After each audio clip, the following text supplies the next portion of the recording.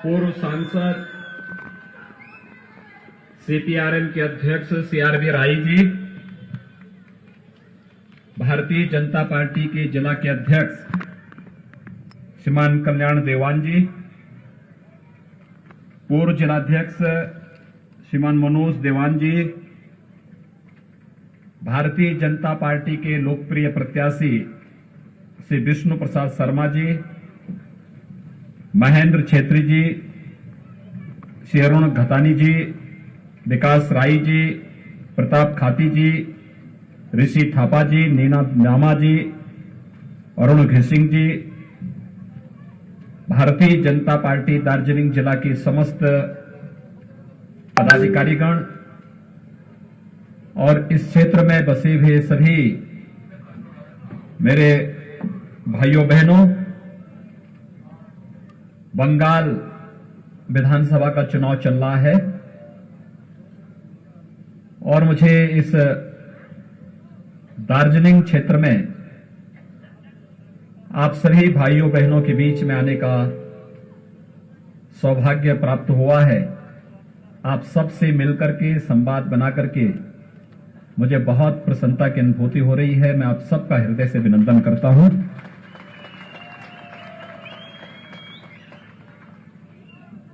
आपके हितों को लेकर के आपके नेताओं ने एक लंबी लड़ाई लड़ी है,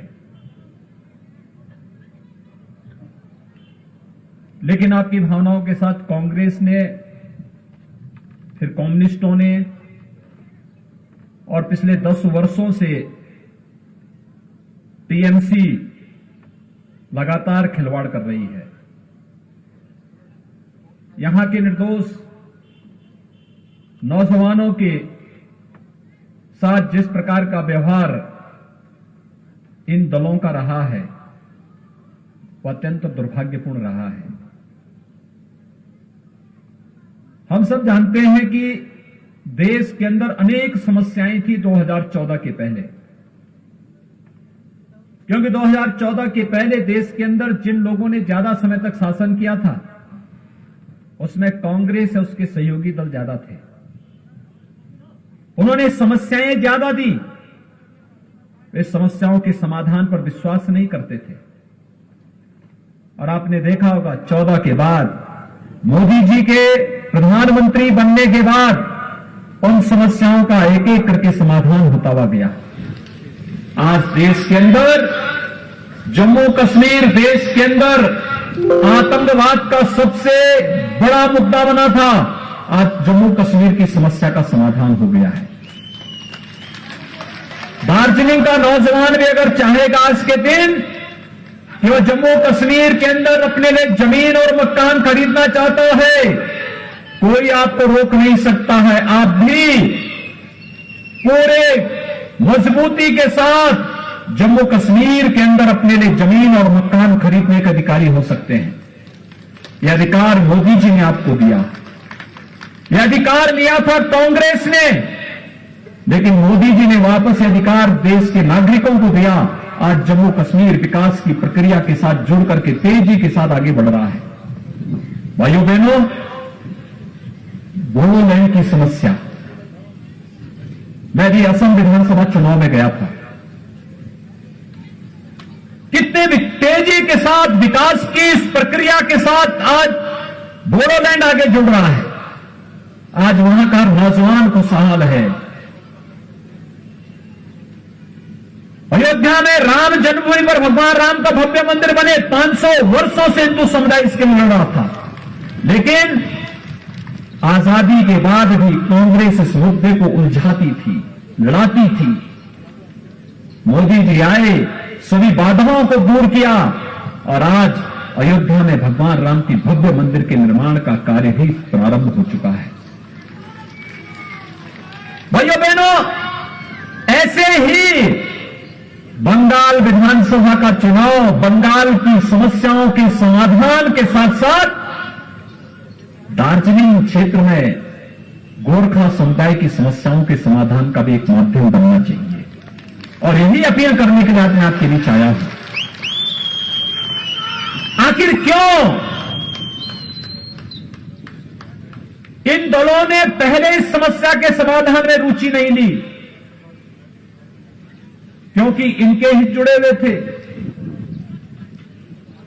इनके द्वारा शोषण किया जाता था, विकास के नाम पर आने वाले पैसे में लूट खसोट मची हुई थी, यहां की भरपूर प्राकृतिक संपदा को जिसको आपके पूर्वजों ने संरक्षित किया था उसका वे दोहन करना चाहते थे, और आपके पूर्वजों ने उस लड़ाई को लड़ करके उसका दोहन नहीं करने दिया तो उन पर अत्याचार होना प्रारंभ हुआ था।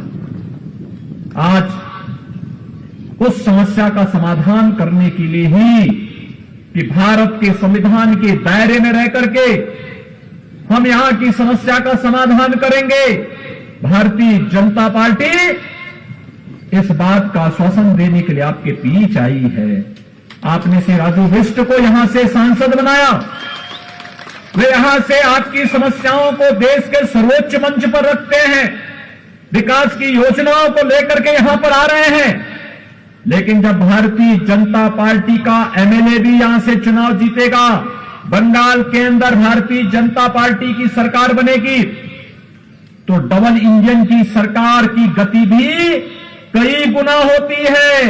ये वैसे ही जैसे उत्तर प्रदेश के अंदर आज है, आज आप उत्तर प्रदेश के अंदर विकास की प्रक्रिया को जोड़ते हुए देख सकते हैं। उत्तर प्रदेश 4 वर्ष पहले उत्तर प्रदेश के बारे में कहा जाता था कि यहां अराजकता है, गुंडागर्दी है, दंगा होते हैं, पर्व त्योहार शांतिपूर्ण ढंग से नहीं मनाए जा सकते, लेकिन 4 वर्ष के अंदर उत्तर प्रदेश के अंदर एक भी दंगा नहीं हुआ। भाजपा आने के बाद दंगे समाप्त हुए, हर पर्व और त्योहार शांतिपूर्ण ढंग से मनाए जा रहे हैं। कुंभ का आयोजन हम लोगों ने प्रयागराज की धरती पर किया था, गंगा यमुना सरस्वती के त्रिवेणी पर 24 करोड़ से ज्यादा श्रद्धालु वहां पर आए थे, 24 करोड़ से ज्यादा। अयोध्या में भगवान राम के भव्य मंदिर के निर्माण का कार्य प्रारंभ हो चुका है, और आज विकास की किस तेजी के साथ उत्तर प्रदेश आगे बढ़ रहा है। आप अनुमान करिए, उत्तर प्रदेश में 4 वर्ष के अंदर 40 लाख गरीबों को एक आवास उपलब्ध हो गया है। 1 करोड़ 38 लाख गरीब परिवारों को निःशुल्क विद्युत के कनेक्शन, 1 करोड़ 57 लाख गरीबों को रसोई गैस के निःशुल्क कनेक्शन, 2 करोड़ 62 लाख गरीब परिवारों को एक शौचालय,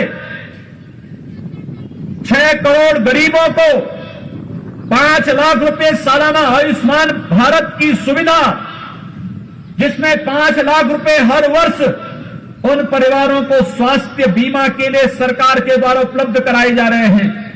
2 करोड़ 42 लाख किसानों को प्रधानमंत्री किसान सम्मान निधि में 6,000 रुपए हर वर्ष उपलब्ध कराए जा रहे हैं। भाइयों बहनों, 14 करोड़ गरीबों को अकेले उत्तर प्रदेश के अंदर मुफ्त में राशन उपलब्ध करवाने का कार्य किया जा रहा है। ये काम गरीब कल्याण के हैं। आपने देखा होगा, बंगाल के अंदर भी पंचायत चुनाव हुए थे, कितनी हिंसा हुई थी, लोकल बॉडी के इलेक्शन में कितनी हिंसा हुई थी, और इस समय उत्तर प्रदेश के अंदर चुनाव चल रहे हैं, आपने एक भी जगह हिंसा नहीं देख रहे होंगे।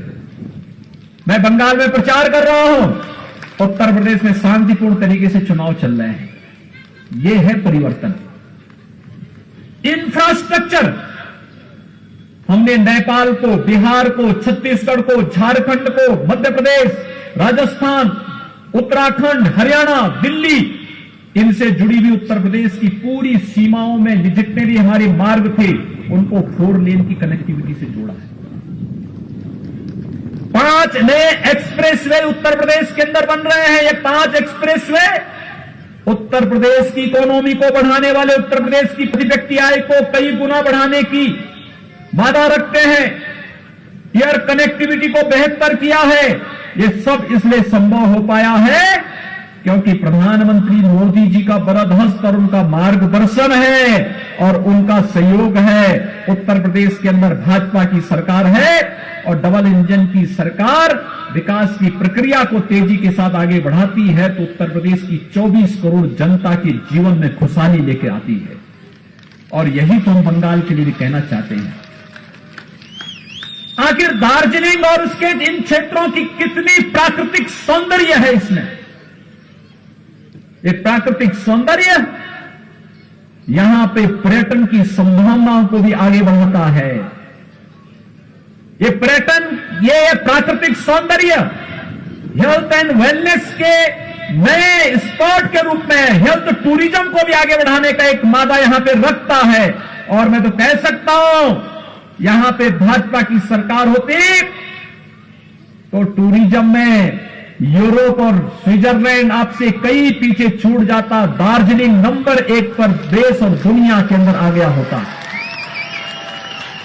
यहां के इन सभी बहन बेटियों को और यहां के इन नौजवानों को दार्जिलिंग के अंदर ही नौकरी और रोजगार की सुविधा उपलब्ध हो जाती है।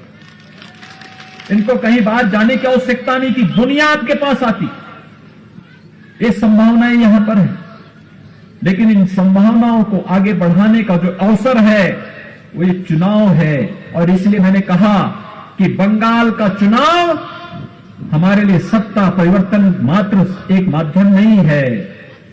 बंगाल के अंदर हर एक क्षेत्र में खुशहाली लाने का एक माध्यम भी है, समृद्धि लाने का माध्यम भी है। भाइयों बहनों, 4 वर्ष में हम लोगों ने उत्तर प्रदेश की प्रति व्यक्ति आय दुगने से अधिक की है और बंगाल के अंदर 10 वर्षों में टीएमसी की सरकार में प्रति व्यक्ति आय में बढ़ोतरी हुई है, घटा है। यहां पर नागरिक के जीवन स्तर को कम करने का कार्य टीएमसी के गुंडों ने किया है, लूट खसोट मचाई है। योजनाओं का लाभ यहां के नागरिकों को नहीं मिल पाता है। विकास की योजनाएं या तो टीएमसी लागू नहीं होने देती है और अगर हो भी गई तो उसको बीच में ही हड़प लिया जाता है, नागरिक तक, आम नागरिक तक नहीं पहुंचने दिया जाता है। क्या नहीं है आपके पास? सब कुछ तो है, केवल उचित नेतृत्व और मार्गदर्शन की है। और आपने श्री राजू बिष्ट को यहां से सांसद बनाया, अब उनके साथ सहयोग करने के लिए एमएलए भी दीजिए, हर एक क्षेत्र में एमएलए भी दीजिए। भाइयों बहनों, आप देखना विकास कैसे आगे बढ़ता है। विकास तेजी के साथ आगे बढ़ता हुआ दिखाई देगा। मुझे आश्चर्य होता है, यहां पर गोरखा समुदाय पर तो अत्याचार हुआ ही, चाय बागान के श्रमिकों के साथ कितना शोषण हुआ। देश के अंदर उनको प्रतिदिन जो उनका मानदेय है 300-350 रुपए प्रतिदिन मिलता है, उनको जमीन के पट्टे मिलते हैं, लेकिन बंगाल के अंदर यहां पर 200 रुपए भी नहीं मिलते, उसमें भी शोषण होता है, जमीन का पट्टा नहीं मिलता है। उनके सामने अपने जीवन को बचाने की भी समस्या है और आजीविका को बचाने की भी समस्या है। जीवन और जीविका दोनों को बचाने के लिए भारतीय जनता पार्टी आपके बीच में काम करना चाहती है और इसी के लिए आज हम सब आपके बीच आए हैं। भाइयों बहनों, जो अपार संभावनाएं यहां पर हैं टूरिज्म के साथ साथ, आखिर यहां पे यूनिवर्सिटी क्यों नहीं बननी चाहिए? क्यों नहीं बननी चाहिए? अगर अच्छी सरकार होती, बंगाल के अंदर विकास की सोच वाली सरकार होती, तो जैसे उत्तर प्रदेश के अंदर 2 एम्स बन रहे हैं, 4 वर्ष में 30 नए medical college, government medical college हम लोग बना रहे हैं, 30 मेडिकल कॉलेजेस नए बना रहे हैं, एम्स, आईएम, आईआईटी, इंफ्रास्ट्रक्चर के लिए नए एयरपोर्ट जैसे उत्तर प्रदेश के अंदर बन रहे हैं, ऐसे ही बंगाल के अंदर रुचि लेने वाली सरकार होती तो उनका लाभ बंगाल के नागरिकों को, दार्जिलिंग के नागरिकों को भी मिला होता। लेकिन दीदी तो हर काम के लिए चिढ़ जाती है, नाराज हो जाती है, इस कदर होती है कि अब तो गरीबों का राशन तो इन्होंने लूटा ही, यहां के जीवन पर तो इन्होंने संकट डाला ही, आजीविका पर भी डकैती डालने का काम किया और आजीविका के साथ साथ आस्था के साथ भी खिलवाड़ किया। यानी दीदी पहले दुर्गा पूजा रोकती है, फिर सरस्वती पूजा रोकती है और अब तो कहती है कि जय श्री राम बोलोगे तो जेल में डाल देंगे। बंगाल के अंदर अजीब सी स्थिति पैदा करने का प्रयास हो रहा है। बंगाल की धरती तो हमारे लिए बड़ी पवित्र धरती है, आध्यात्मिक गुरुओं को देने वाली धरती है। रामकृष्ण परमहंस, स्वामी विवेकानंद, एक लंबी श्रृंखला चलती है। गुरुदेव रविंद्रनाथ टैगोर, बंकिम चंद्र चट्टोपाध्याय, भारत को राष्ट्रगान और राष्ट्रगीत देने वाली धरती है बंगाल की धरती। लेकिन आज दीदी कहती है कि जय श्री राम बोलोगे तो जेल के अंदर डाल देंगे। मैं ये शब्द सुनना नहीं चाहता।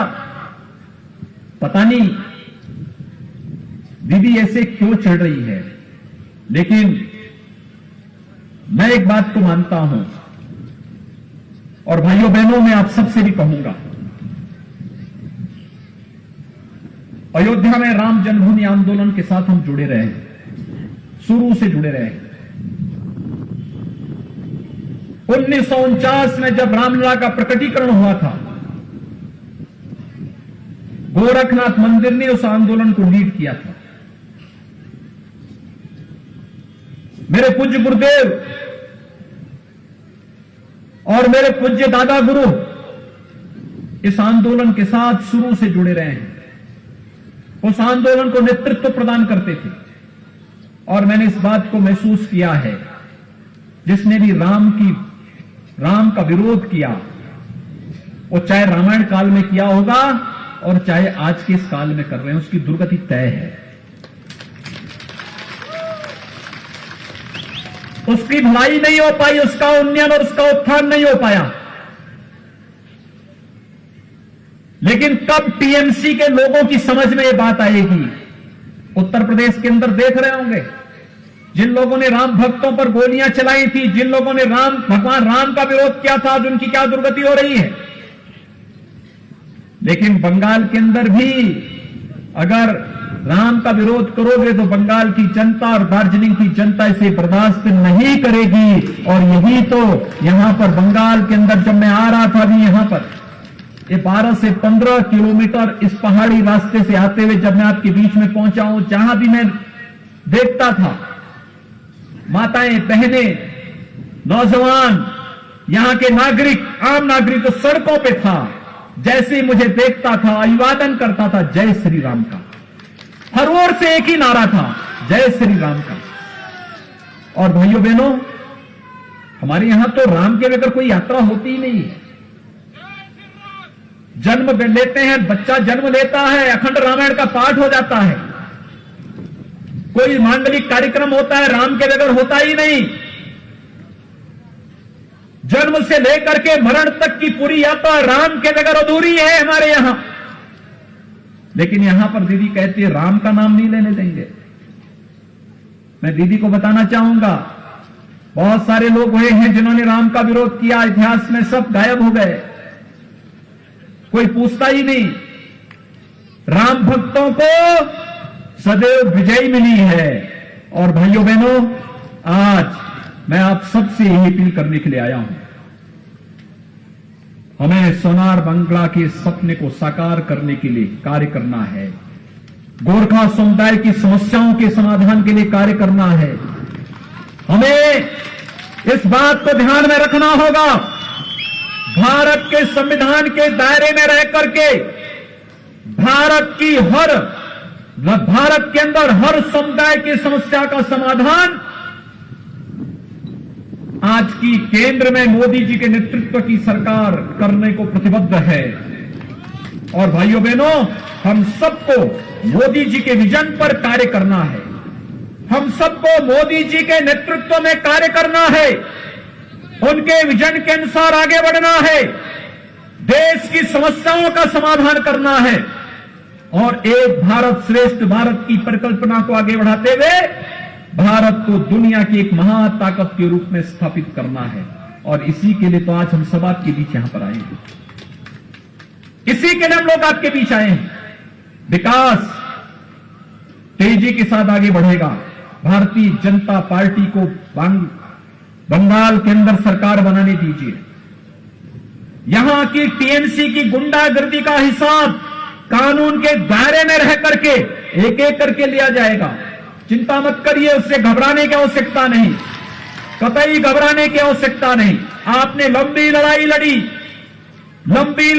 लंबी लड़ाई चल रही है, लेकिन अब लड़ाई का सुखद परिणाम सामने आने की जब स्थिति पैदा होती है तो हमें भी पूरे धैर्य के साथ, पूरी मजबूती के साथ अब आगे बढ़ने की आवश्यकता है। एक सकारात्मक दृष्टिकोण अपना करके हम इस समस्या के समाधान की दिशा में आगे बढ़ेंगे तो अवश्य समाधान का रास्ता निकलेगा। अनेक नौजवान आपने खोए हैं, अनेक आंदोलनकारी जो आपके हितों के लिए काम कर रहे थे, आपने उनको गंवाया है। लेकिन सरकार ने, टीएमसी की सरकार ने, कम्युनिस्टों ने, कांग्रेस ने कभी भी आपके हितों के लिए सकारात्मक रुख नहीं अपनाया। अत्याचार, शोषण और भ्रष्टाचार इन दलों का पर्याय बन गया था। और भाइयों बहनों, आज आपको आश्वस्त करने के लिए आए हैं। भारतीय जनता पार्टी समस्या को उलझाने नहीं, समस्या को सुलझाने में विश्वास करती है। और सुलझाने की दृष्टि से इस चुनाव में भारतीय जनता पार्टी आपके बीच फिर से आई है। आपका सकारात्मक रूप भारतीय जनता पार्टी के प्रति दिखाई दे रहा है, हर एक क्षेत्र में देखने को मिला है। आपने लोकसभा चुनाव में समर्थन किया, विधानसभा चुनाव उसकी अगली कड़ी है। और जो मैंने कहा, जब डबल इंजन की सरकार आएगी, तेजी के साथ एक कार्यक्रम आगे बढ़ेंगे, तेजी के साथ आगे बढ़ेंगे। आज आपने देखा होगा, नई नई दृष्टि कार्यक्रम आगे बढ़ रहे हैं, अलग अलग क्षेत्रों में कार्यक्रम चल रहे हैं, विकास की प्रक्रिया तेजी के साथ आगे बढ़ रही है। देश के अंदर 70 वर्ष लगे, देश के अंदर 55 वर्षों तक कांग्रेस ने शासन किया, एक एम्स दिल्ली में दिया, और मोदी जी ने 6 वर्ष में 22 नए एम्स देश के अंदर दिए हैं, जिसमें से 2 एम्स यूपी में बन रहे हैं। क्यों नहीं आपका यहां बनना चाहिए? क्यों नहीं दार्जिलिंग में एक विश्वविद्यालय बनना चाहिए? क्यों नहीं यहां पर यहां की आवश्यकता के अनुरूप सुविधाओं का उन्नयन होना चाहिए? और क्यों नहीं यहां की प्राकृतिक सौंदर्य को दुनिया के पर्यटन केंद्र के रूप में विकसित करने के लिए, हेल्थ एंड वेलनेस सेंटर के रूप में विकसित करने के लिए क्यों नहीं ये कार्यक्रम आगे बढ़ने चाहिए? ये बढ़ने की इच्छा शक्ति के लिए उस प्रकार के जनप्रतिनिधि और उस प्रकार की सरकार होनी आवश्यक है। और उस प्रकार की सरकार के लिए आपके बीच में आपका समर्थन प्राप्त करने के लिए, भारतीय जनता पार्टी के प्रत्याशी के पक्ष में समर्थन प्राप्त करने के लिए आज हम सब आपके बीच भाइयों बहनों यहां पर आए हैं।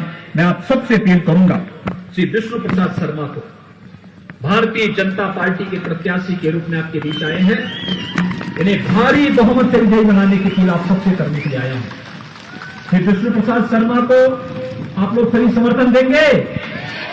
दोनों हाथ उठाइए, इधर से भी, इधर से भी, उधर से भी, सभी ओर से, ऊपर से भी, जहां है वहां से, सभी ओर से दोनों हाथ उठाइए।